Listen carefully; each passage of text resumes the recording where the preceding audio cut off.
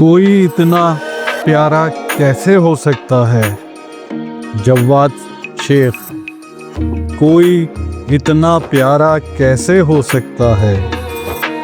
फिर सारे का सारा कैसे हो सकता है? तुझसे जब मिलकर भी उदासी कम नहीं होती, तेरे बगैर गुजारा कैसे हो सकता है? कैसे किसी की याद हमें जिंदा रखती है, एक ख्याल सहारा कैसे हो सकता है?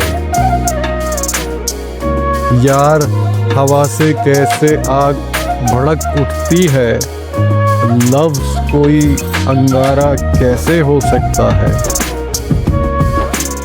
कौन ज़माने भर की ठोकरें खाकर खुश है, दर्द किसी को प्यारा कैसे हो सकता है?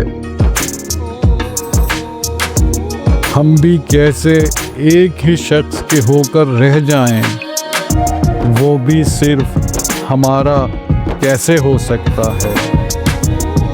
कैसे हो सकता है जो कुछ भी मैं चाहूँ? कैसे हो सकता है जो कुछ भी मैं चाहूँ?